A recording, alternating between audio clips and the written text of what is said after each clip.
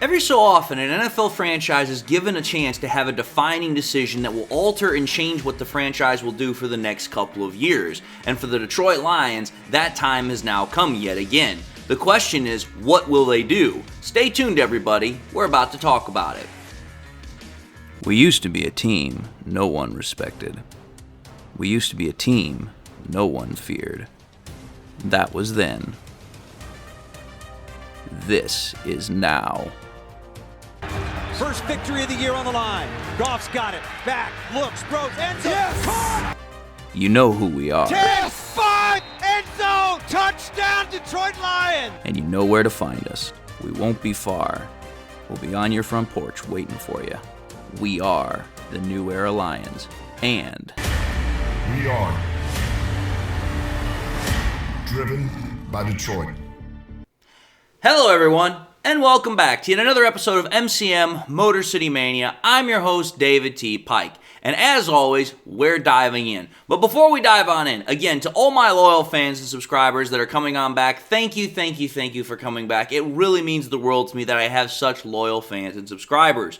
But to those that are also tuning into my show for the very, very first time, I want to say thank you all for giving my show a shot. I'm so thankful that you guys decided to tune in for just a couple of moments to watch my content. I hope you all enjoy it. But even more so, I hope to gain your subscription if I've earned and deserved it. And with that having been said, to everybody, I just want to say, I hope you're doing well, God bless, and let's dive into the content. So, here's the thing, folks. When we take a look at the Detroit Lions, especially over the last couple of years, the Lions have definitely been one of those teams that have become media darlings, that have become something that, people want to follow, they want to track, they want to see what they're doing. And there's a lot of buzz, there's a lot of interest in what the team is doing. And a lot of that has come from the fact because of over the last 3 years, the Lions have kind of, if you will, modeled the NFL success plan for having quick, successful turnarounds from being a bottom team to a contending team. Because we have to understand something here. 3 years ago, when Brad Holmes and Dan Campbell took over the Lions' organizational leadership, this was a team that had virtually no direction. It was a team that was completely falling apart. And again, people were wondering, are the Lions ever going to figure it out? And we have to understand something. In literally 3 years, we went from being a team that had no direction, no hope, no future, no anything, to now it's like, okay, we're talking about this team having a Super Bowl window that I talked in a previous episode. I'll put that episode back up at the top. We're talking about this team having success. We're talking about this team having sustained success. We're talking about this team having a very, very bright future.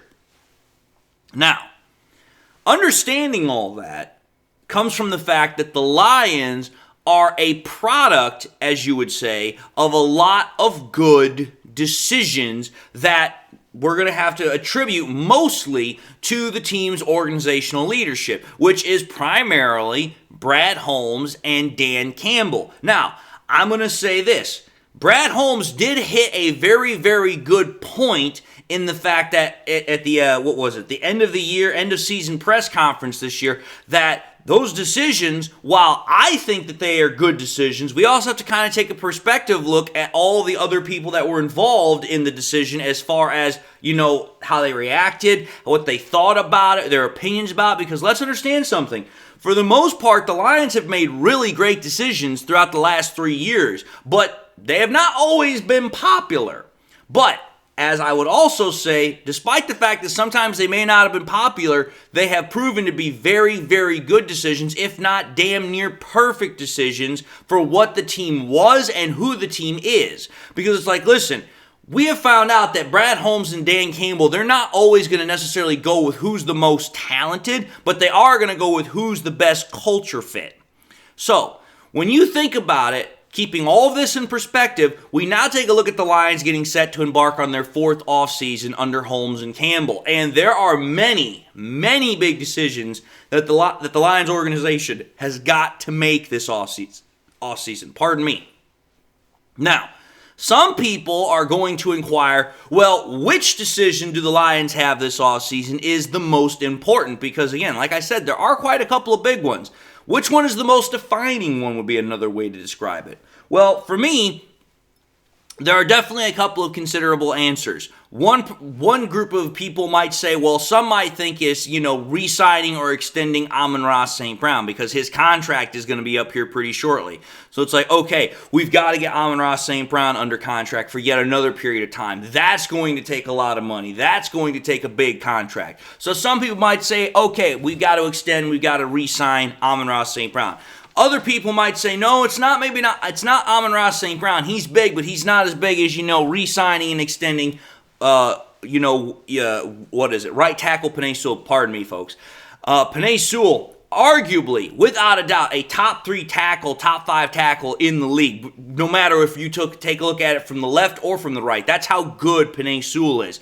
So it's like, listen, we know how important tackles are in the league, and a lot of people are going to be like, listen, we don't want Penei Sewell to get away. We need to sign him to an extension. And then some might say, well, maybe it's not necessarily extending either of those two players, but maybe it's because of the fact that the draft is in Detroit, that it's the decision of who's going to be the first-round draft pick for the Lions this year. Because it's like, listen, the draft has been where Brad Holmes has done a lot of his damage. It's been where he's built this team from. And with the fact that the draft in Detroit, there's a lot of pressure on the Lions to nail this draft this year. So some might say, well, it's the ability for the draft to be taken care of correctly this year. So those are all possibilities. Those are all decent answers, in my opinion. But to me, the one decision that is the linchpin for this whole offseason, which is kind of going to, predicate what the rest of the offseason is about, is what do the Lions do about Jared Goff and his contract extension? And there's a reason why we're talking about this, because, again, there's a reason why I said linchpin. What the Lions do with Jared Goff's contract situation this offseason is going to be a huge predicator about what the Lions do for the rest of the offseason.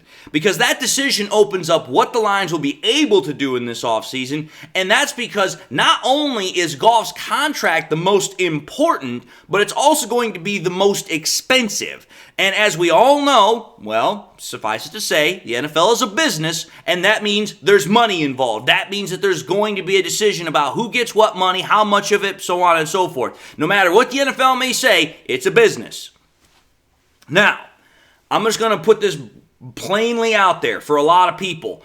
The obvious, literal $200-something million question that a lot of people are wondering is, what is considered both a good contract for Jared Goff and his current situation, but at the same time is a friendly deal for the team that does not necessarily destroy the Lions' cap space? Because it's like, listen, I don't think there's almost a single person in the Lions organization. Actually, I'd be willing to bet there's nobody in the Lions organization. But when it comes to the fan base, most fans have come to the conclusion, like the Lions have, Jared Goff deserves a contract extension. He has earned it, he has busted his ass for it, and he has played absolutely stellar football over the last couple of years. Jared Goff has earned and is going to get the contract extension. Again, the question for almost, I would say, 90% of the Lions fan base is not whether or not Jared Goff has deserved a contract extension, but what is it going to look like? What is I would say, reasonable contract that we could take a look at as kind of like a base of operations to understand what we're going to see maybe when the deals are kind of like, okay, this is what we got, it's been signed, it's been negotiated, because it's like, okay, part of what we know goes into these contract negotiations and the deals that the quarterbacks sign is what has gone on with other quarterbacks during the rest of the quarterback market over the last couple of years. And that is something that a lot of people are considering, because the last 4 quarterbacks that signed contract extensions were pretty massive deals. Such quarterbacks I'm talking about are Joe Burrow, Justin Herbert, Lamar Jackson, and Jalen Hurts. Those 4 contracts right there were huge. And that right there has got a lot of Lions fans wondering, okay, if those are what the contracts were for those 4 quarterbacks, and the way that the NFL usually works is next man up gets the next biggest contract usually, well, what does that mean the Lions are going to have to dole out to keep Jared Goff? And that's where this whole conversation naturally starts coming into play. Now, I'm just going to say this. I want to remind everybody before I even talk about the contract details that I've come up with, because I do have a contract in mind that I think is both fair and team friendly. I want to remind everybody of what Jared Goff has accomplished as a Detroit Lion and why he deserves this new contract. Again, let's go back to when Jared Goff first got here in 2021. He has completed 1,121 completions to 1,686 attempts. 66.5 completion percentage rate, folks. 12,258 yards. That's fourth most since 2021 in the entire NFL. 78 touchdowns. Seventh most in the entire NFL since 2021. 27 interceptions to 96.5 pass rating. 10th best out of all quarterbacks in the NFL since 2021.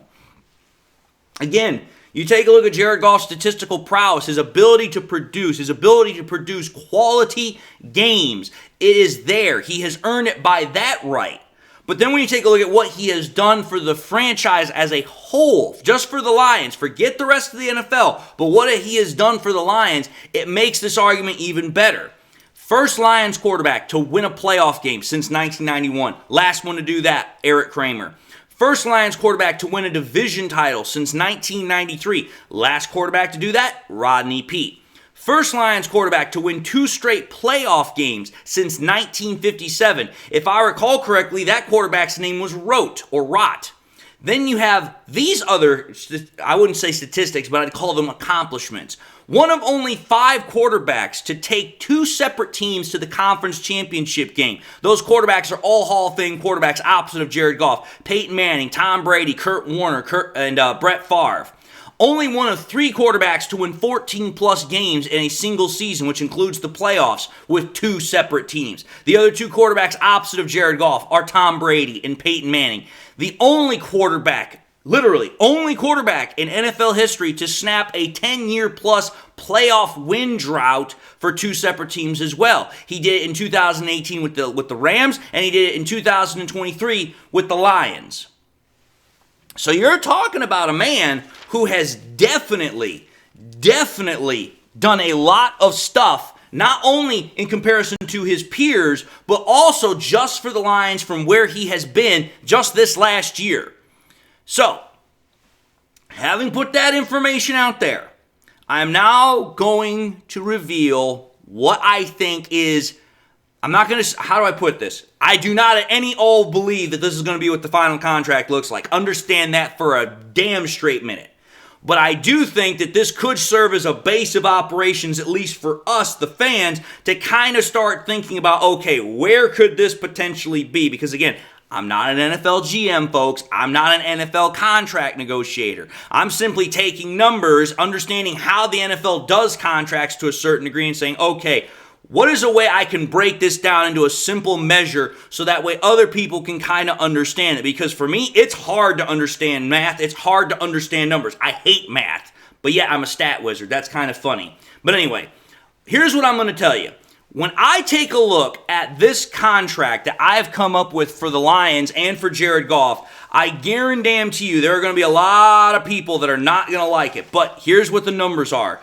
Just to give you all a basic preview of what this numbers are, here's what I got. I have a 5-year, $229 million contract that has a total guaranteed money of $100 million. Now, I already know some people are already trying to write me off here, but understand exactly what I'm about to say here, folks.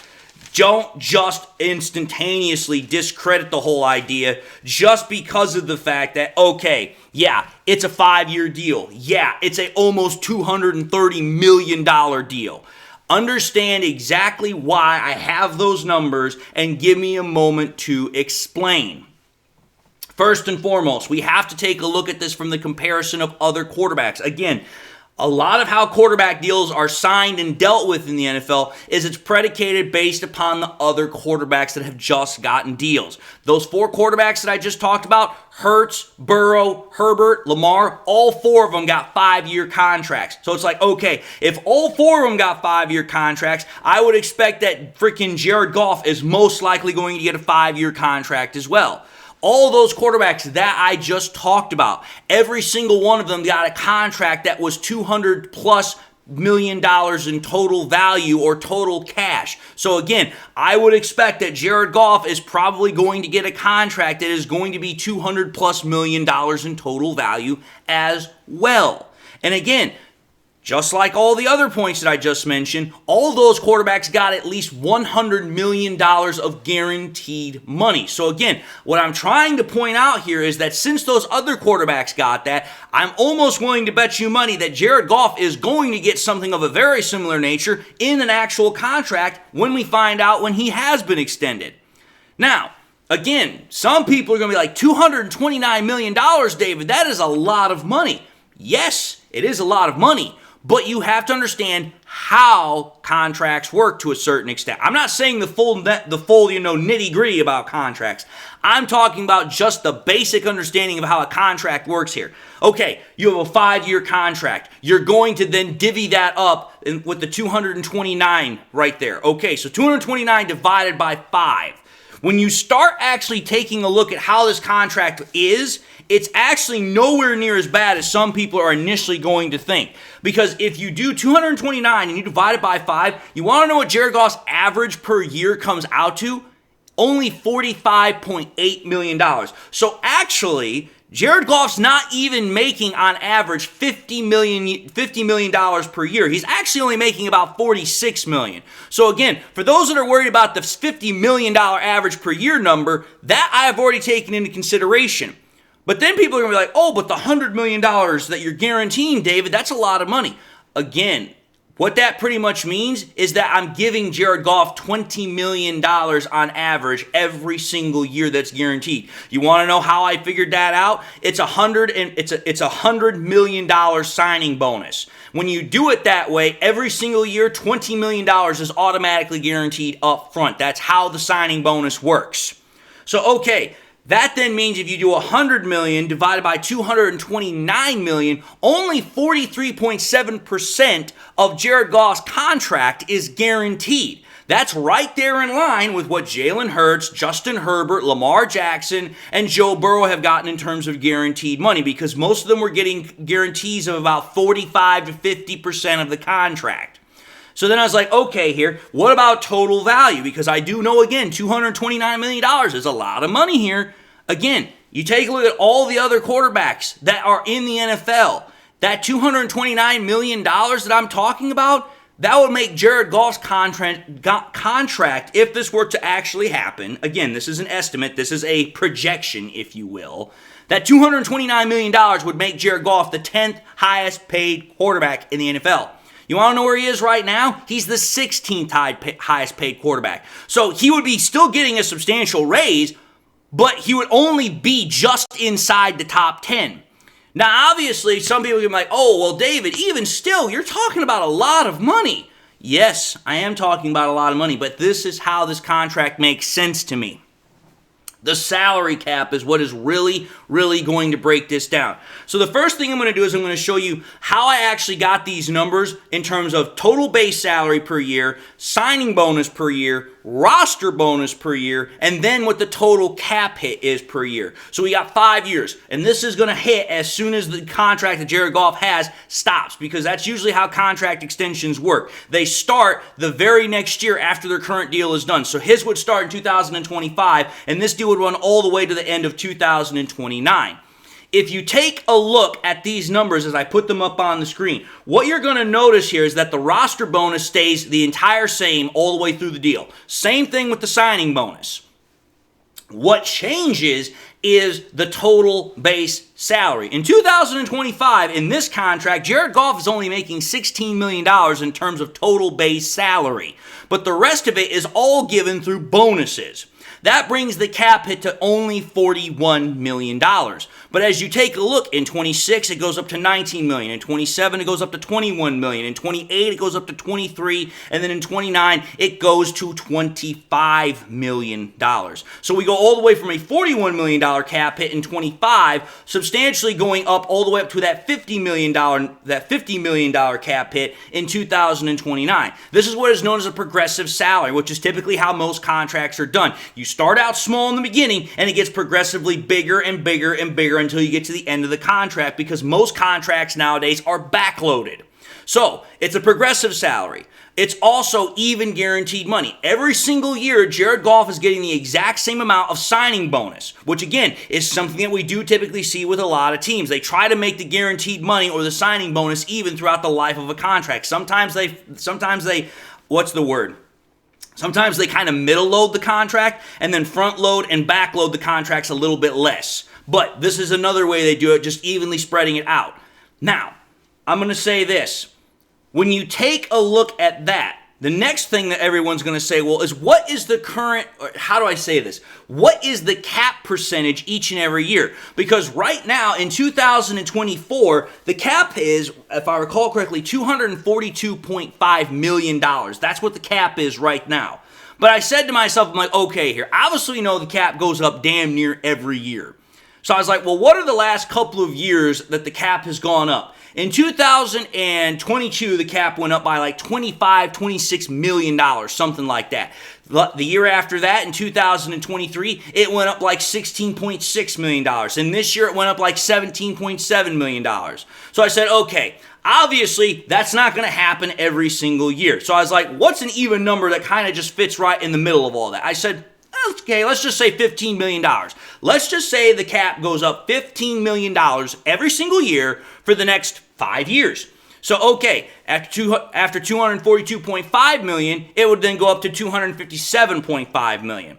That $41 million cap hit in 2025 against that $257.5 million that I'm talking about would only be 15.9% of the Lions' total cap. If you then go to the next year, that $44 million, only 16.1%, so just a slight tick up. In 2027, the $46 million against the $287.5, only 16%. In 2028, $302.5 million is the estimated cap in this proposal. Against the $48 million of Jared Goff's contract, 15.9%. And in the final year, when Jared Goff is getting paid the most of the deal, when the cap percentages have gone up to $317.5 million for the total cap space, it goes all the way down to 15.7%. Now, why is that significant? It's significant because, one, it keeps the cap hit in terms of percentage each year to just around 16%. That is very doable, very livable for an NFL team. Because if you can keep that cap percentage around there, that still means there is plenty of money still left over for the rest of the team to get paid and to be built and refurbished every single year. But at the same time, it also makes sure that, hey, Jared Goff is still getting a damn good contract that has a lot of money, lots of guaranteed money, and at the same time, he's got what he's looking for, which is long-term security. And again, a substantial raise. Because again, in 2024, Jared Goff is only going to get paid about $32.5 million. The very first year of this contract extension, in 2025, he'll be getting paid $41 million. That's almost a $9 million raise, folks. That's a pretty nice payday. So what I tried to look at was every single possibility I could say is, okay, is Jared Goff getting paid more? Check. Is this contract in line with what other quarterbacks have been getting? Check. Is this contract also fair to the team to where it is not, putting a cap burden on the team? Check. Okay, is it in terms of guaranteed money something else that other quarterbacks have been getting? Check. What I'm simply trying to say here is this. This is a proposal. This is not what I expect Jared Goff is going to get in the long run. Again, the way I look at it is that Jared Goff has definitely earned a contract extension. No doubt about it in my mind. But how you get this contract to work with both the team and Jared Goff, that's ultimately something that Brad Holmes and Mike Disner are going to have to figure out. But again, I'm going to say this right now. If you think about it, of the 4 quarterbacks that I've been mentioning, Jared Goff is the only quarterback of the 4 to not only both get to a Super Bowl, but also get to 2 conference championship games. So what I'm trying to say is this. The Lions are going to give Jared Goff a contract, but is it going to be this contract? Highly, highly unlikely. I sincerely doubt that this is going to be what the contract is going to be for Jared Goff when this is all said and done. I really, really do. But could the actual contract that Jared Goff get be close? Could it be something like this? It's possible. But the point of the matter is Jared Goff has deserved a contract extension, and what I'm trying to point out here is that because of the numbers I've shown, Jared Goff can still get paid and it still be team friendly, because that's been one of the biggest contentions for a lot of Lions fans. Is they think that if Jared Goff gets paid, it's going to screw the team's cap space over. Not at all close. That is a myth of epic proportions. It's very doable to do both of these things and still make sure the Lions have plenty of cap space left to do their business. So I'm not at all worried about what Brad Holmes can do in terms of getting Jared Goff a new contract extension. And that was in essence part of the reason why I made this episode, is like say, hey, it's going to be fine, folks. Stop worrying about Jared Goff's contract situation. It's going to get done, and it's going to be fair to the team. But having said all that, I think I've done a pretty good job of explaining this. Hopefully you guys all decided to stay around to see what I was talking about here. But having said that, I now want to say thank you all for watching another episode of MCM Motor City Mania. If you like what you saw, by all means, I highly encourage you all to watch the next episode. Also encourage you all to do one of these three things: like, comment, and subscribe to the channel. If by chance you subscribed in the past and you forgot to do so at the time, or you just subscribed and not had a chance to do so, again, highly encourage you all to subscribe. It really helps me out. But I also want to encourage you all to please make sure you turn on that bell notification icon as well, so that way you never miss any more content that I push out. Again, subscription numbers always going up, but we want to make sure you keep coming back, so make sure you turn on that notification icon as soon as you possibly can after you subscribe. To also help in this endeavor to keep the channel spreading and growing, I want to encourage y'all to share this content with your Lions friends and family members. Share it here on YouTube, share it on Twitter, share it on Facebook, share it anywhere and everywhere you can with everybody and anybody that you can. The more we share it, the more it spreads, the better it grows, the more we can get people in. So again, I'm thankful for each share that you can do, as well as every subscription that I can get. And with that being said, I just want to say to everybody, thank you all for watching the content. Thank you all for your devotion to the channel. I'm so thankful to each and every one of y'all. Hopefully I gained your subscription if I've earned and deserved it. And if not, hopefully I'll catch you on the next episode. But until that time, I just want to say to everybody, God bless. And until the next time we meet, I'll see you all in the next episode.